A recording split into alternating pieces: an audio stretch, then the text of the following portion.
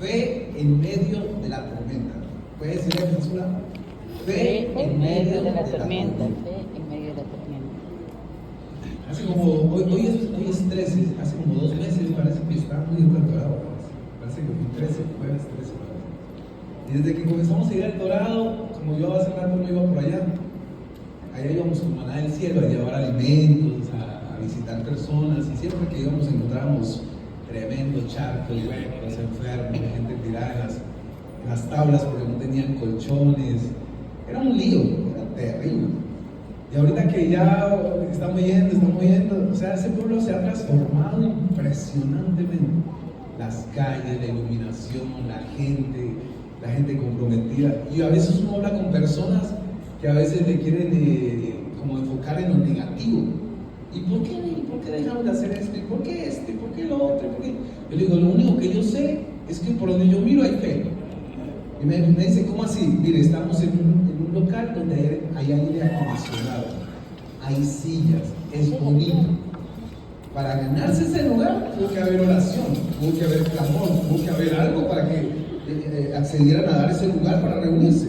Es espectacular ese lugar, 2 aires de esos en un espacio pequeño, impresionante. ¿Sí? Cuando usted mira a alguien ya con una casa paradita de cemento o de madera, ahí hubo fe, porque tuvo que creer por volquetadas de tierra amarilla para rellenar ese hueco que era un pantano. Tuvo que creer por la madera, tuvo que creer por el concreto, tuvo que creer por el baño. Y cuando uno se da cuenta, o sea, todo es fe. Le dije a alguien, oiga, yo quiero que me haga un tour por el Dorado, no conozco el Dorado. Vamos, y nos metimos por el kilómetro 8 y nos metimos por se llama La Paz. Y dimos la vuelta por el otro lado y me hizo parar en un lugar y me dijo, ¿sí ves esa casa que está allá? Sí, hasta allá es el kilómetro 6, Colinas 2. Digo, ¿yo serio? Sí, son 46 hectáreas y solamente hemos construido 10 hectáreas. ¿Sí ves ese palo que hay allá? Sí, hasta ese palo son 12 metros, porque por aquí va a salir la carretera que va a salir allá. Le digo, hablan en serio. O sea, la fe que tienen, la visión que tienen, impresionante. Y construyendo en montaña, en tierra amarilla, en hueco, en pantano. Yo miro eso y digo, estos muchachos tienen fe. Pero ¿en medio de qué? De las dificultades, en medio de la tormenta, en medio de cosas impresionantes. Vamos a Job capítulo 1, el 21 y el 22. Job capítulo 1, el 21 y el 22. Dice, y dijo, desnudo salí del vientre de mi madre y desnudo volveré allá. Jehová dio y Jehová quitó. Sea el nombre. ¿Me puede poner la nueva traducción viviente, por favor? Que la tengo ahí. Mira lo que dice. Dice, desnudo salí del vientre de mi madre y desnudo estaré cuando me vaya. El Señor me dio lo que tenía y el Señor me lo ha quitado. Alabado sea el nombre del Señor. El 22. A pesar de todo, Job no pecó, porque no culpó a Dios. Algo que nos podemos dar cuenta aquí cuando él dice, desnudo salí del vientre de mi madre. Estábamos almorzando y le preguntaba, ahí estaba mi esposa, la niña, y le decía, para usted, ¿qué cree que significa la palabra desnudo? Y la Sofía se sorprendió, la Sofía. No solamente es un significado.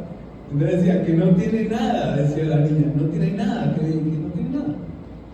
Y esa frase es impresionante porque en medio de la circunstancia donde Job había perdido sus 10 hijos, sus 7 hombres, 3 mujeres, había perdido sus bueyes, había perdido sus ovejas, como 3,000 camellos y tanto, fue una noticia mala noticia tras otra mala noticia, y llega al 21 donde él dice, desnudo salí del vientre de mi madre, desnudo volveré.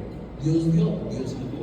Algo que tenía Job en su corazón era el temor de Jehová, el temor de Dios en su corazón, que a pesar de la tormenta, que a pesar de la dificultad, que a pesar de la circunstancia dura que estaba pasando, él con su boca honraba a Dios. Él sabía, algo que a mí me llevaba, yo me miraba los zapatos y digo, si yo tengo unos zapatos, ¿quién me los dio? ¿Quién es sus zapatos? ¿Quién le dio sus zapatos? Diga mi esposa, Dios se los dio sus zapatos. Dios le dio lo que usted tiene. Si usted tiene un pantalón, una camisa, una gorra, Dios le dio, porque Dios le proveyó a alguien, Dios le dio el trabajo a alguien, Dios le dio la inteligencia a alguien. y le dio la habilidad, la cualidad, la capacidad para producir y a través de eso generar un ingreso y a través de eso comprar lo que usted quiere. Es Dios detrás de todo. Job lo sabía y Job decía: todo es tuyo, Señor. Yo no traje nada. Cuando salí del vientre yo no salí vestido. Sería bonito que los niños salieran vestidos, ¿no? Ya con alguna cosita de lana o algo. No, nada. Sale desnudo. Y esa frase tiene mucha profundidad porque somos nosotros mismos a quien le damos la gloria, la honra, la alabanza. En tormenta y cuando no estamos en tormenta. Cuando estamos bien, cuando estamos alegres, cuando estamos tristes. Toda la gloria, toda la honra, toda la alabanza es para el Rey de Reyes y el Señor de Señores. Y Dios quiere que nosotros lo sepamos y que sepamos que posiblemente pueda pasar circunstancias, como me pasó ahorita. Y dije: se me va a adelantar a la predicación. ¿Sí? Según los tiempos las cosas se pueden empeorar. ¿Sí? Pero lo más importante de nosotros es que no perdamos la fe. No perdamos la fe. Si un cristiano está pasando una tormenta, una dificultad, y está pensando en tirar la toalla, y está pensando en dejar las cosas, y es que tomé malas decisiones, es que cometí estos errores, es que tomé malas decisiones financieras, es que estoy así como estoy porque cometí tal error, pero en vez de tener la fe, en vez de tener la confianza en Dios, de pronto se comienza a desanimar, se comienza a echar para atrás, se comienza a culpar, a condenar, a acusar, a entristecer. No, eso no puede perder la fe. Ante todo, fe en la tormenta. Amén. Dígale que está a su lado: fe en la tormenta, en el nombre de Jesús. Y Job lo sabía. Job 13 del 2 al 5. Job 13 del 2 al 5. Tengo tanto conocimiento como ustedes, no son mejores que yo. En cuanto a mí, hablaría directamente con el Todopoderoso. Quiero defender mi caso ante Dios mismo. En cuanto a ustedes, me calumnian con mentiras.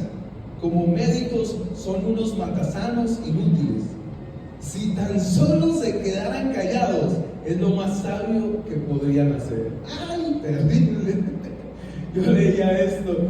Además de perder a su familia, perder todo, le cayó una enfermedad y le quedó una consejera terrible, que ¿por qué no se la llevaría? Y le dejó a esa esposa que le decía: maldice a tu Dios y muérete. Además de eso, llegaron 3 amigos que cuando llegaron duraron 7 días y 7 noches sin decir una palabra al ver la circunstancia de Job. Y al ver la circunstancia, imagínate, 7 días y 7 noches sin hablar nada. ¿Cómo estaría Job? Terrible. Y después, ya como cuando comienzan a hablar, esos amiguitos o los 3 consejeros que le quedaron, le acusaban, le condenaban: arrepiéntete, ¿qué hiciste? Y llega a este punto donde dice: yo también tengo el mismo conocimiento de ustedes. Pero lo que más me llega al corazón es el 3. ¿Sí? El 3. Cuando dice: en cuanto a mí, hablaría directamente con el Todopoderoso. Y muchas veces nosotros estamos pasando tormentas o dificultades y muchas veces queremos arrancarnos de un amigo o queremos ir a los lugares equivocados por la misma desesperación, por la misma angustia, por la misma ansiedad que estamos pasando. Y algo que tenía todo clarito era a dónde tenía que ir. Él sabía dónde tenía que ir. Hace poco hablaba con alguien que estuvo perseverando, que estuvo en una célula, que estuvo en un discipulado y hace años se apartó. Y él me decía: yo llevaba 13 años casado y de los 13 años me había separado 3 veces de mi esposa y Dios me ha dado 3 veces la oportunidad de volver con mi esposa. Y decía, o sea, llegaba un punto terrible que comencé a consumir drogas. O sea, caí bajo. Y dice: ya no aguante más. Un día a las 3 de la mañana doblé mis rodillas y dije: Señor, ya no puedo más, ayúdame, ya no puedo más con esta situación, ayúdame. Y él hablando me decía: ya llevo como 45 días desde ese día que hice la oración, ya no consumo, ya no hago esto, ya no hago lo otro, estoy perseverando y he visto la mano de Dios en mi vida. La mano de Dios en mi vida. Y cuando yo lo escuchaba, Este muchacho, a pesar de que se apartó de Dios, a pesar de que hizo muchas cosas, él sabía a dónde debía ir. Él sabía que debía ir a dónde? A la presencia de Dios. Él sabía que debía doblar sus rodillas. Él sabía que tenía que reconocer sus errores. Él sabía que tenía que rendir su corazón. Él sabía que tenía que ir a decirle: Señor, perdóname, te he dado la espalda, te he menospreciado, pero ayúdame, ya no puedo con mi vida, ya no puedo con mi familia, ya no puedo con mi situación, ayúdame. Oiga, lo sorprendente es cómo Dios interviene, porque cuando nosotros pasamos una tormenta y tenemos fe, Dios puede hacer maravillas y puede hacer milagros. Y lo más sorprendente, cuando hablábamos con este muchacho, era un milagro sobrenatural. Sobrenatural, dejar de consumir drogas de la noche a la mañana. Cuando venía consumiendo drogas constantemente, varias veces al día, y solo una oración de rendir su corazón de corazón y ya no tener esa ansiedad y ya no tener esa desesperación por consumir. ¿Es por qué? Porque sabía dónde debía ir. Amén. Dígale que está a su lado: ¿sabes dónde tienes que ir? A la presencia de Dios, allá tienes que ir. Entonces, Job lo sabía. Job tenía el mismo conocimiento. Hay personas que de pronto se van a acercar a nosotros, como decía acá en el 4, con mentiras, con calumnias, con engaños, con acusación, con condenación, de pronto matasanos, ¿sí? Que de pronto nos quieren acusar, condenar, en medio de la tribulación, en medio de la angustia, en medio de la deuda, en medio del problema. En vez de levantarlo, motivarlo, animarlo, toma. ¿Sí? Entonces, si nosotros sabemos, vamos directamente a la presencia de Dios, y eso es lo que sabía Job. Amén. Segundo, Santiago 5:11. En Santiago 5:11 dice, leamos desde el 10, el 9. ¿Sí? Dice, hermanos, que no se quejen unos de otros, que sean ya de 10. Amados hermanos, tomen como ejemplo la paciencia durante el sufrimiento a los profetas que hablaron en nombre del Señor. Honramos en gran manera a quienes resisten con firmeza en tiempo de dolor. Por ejemplo, ¿han oído hablar de Job? Un hombre de gran perseverancia. Pueden ver cómo al final el Señor fue bueno con él, porque el Señor está lleno de ternura y misericordia. Miren, aquí dice la segundo que debemos tener: resistir con firmeza en tiempo de dolor. Lo primero, sabemos dónde debemos ir, pero lo segundo, resistimos con firmeza en medio del dolor. Y resistir es aguantar. Resistir es estar ahí aguantando, porque sabemos que Dios va a intervenir. Por eso es la fe en medio de las tormentas. En medio de esa tormenta sabemos que Dios se va a glorificar, porque Dios no es deudor de nadie, porque Dios no es hombre para mentir, ni hijo de hombre para que se arrepienta. Y si la palabra dice que si confiamos en Él, Dios se glorifica, Dios nos deja en vergüenza. Dios no hace, Dios lo va a hacer. Aunque sus ojos no lo vean, aunque su mente diga: pero ¿cómo va a pasar? ¿Pero cómo va a suceder? ¿Pero Dios cómo va a intervenir? Yo digo, ese no es el problema de nosotros, es el problema de Dios. ¿Cómo lo va a hacer? ¿Cómo va a intervenir? Dios lo va a hacer si nosotros creemos en el nombre de Jesucristo de Nazaret. ¿Por qué? Porque hemos decidido creer en Él. Y nos dicen: mira, hay un ejemplo. Amados hermanos, hay un ejemplo de paciencia, de perseverancia, de resistencia. Yo digo, la situación que de pronto nosotros estemos pasando o hemos pasado no se compara mucho a la situación que pasó Job. La situación que pasó Job fue terrible. Y yo siempre me pregunto: ¿por qué el Señor pone esa situación? O sea, ¿por qué nos hace ver a Job? Y puso ese libro ahí, esa circunstancia dura. Es para eso, para nosotros decidir resistir firmes en medio del dolor. Decidir resistir, no tirar la toalla, no entristecernos y decir: no, Dios no me escucha, no quejarnos, como decía el 9, no se quejen, sino que si abrimos la boca para decirle: Señor, tú tienes el control. Señor, no entiendo, pero yo sé que tú intervienes. Señor, no entiendo, pero yo sé que tú eres el Dios todopoderoso, creador de los cielos y de la tierra. Amén. Entonces necesitamos resistir con firmeza. Primera de Pedro 4:8. Primera de Pedro 4:8. Dice: lo más importante de todo es que sigan demostrando profundo amor unos con otros, porque el amor cubre gran cantidad de pecados. ¿Sí? Y algo que nosotros debemos hacer es eso: demostrar ese profundo amor. Demostrar el profundo amor en medio del dolor. Cuando uno está pasando tribulación, problemas, tormentas, pregunta: ¿quiere predicar? ¿Quiere compartir? ¿Quiere sonreír? A veces no, por la misma circunstancia. Pero en medio de eso decidimos demostrar el amor a otras personas.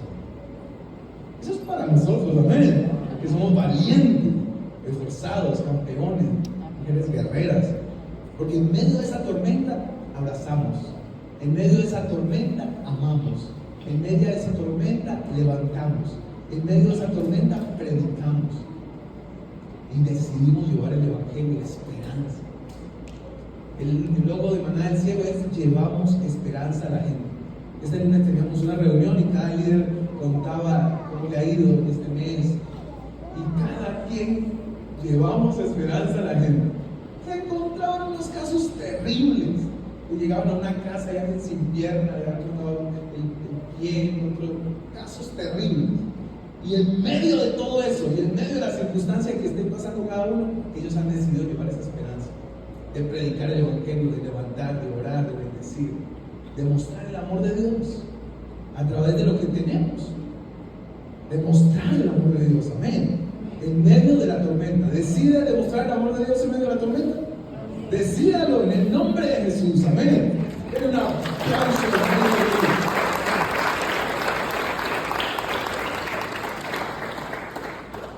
La realidad es que el amor cubrirá multitud de faltas. Y muchas veces no queremos dar ese amor por la misma circunstancia. Pero nosotros decidimos hacerlo y Dios se va a glorificar. Dios lo va a hacer.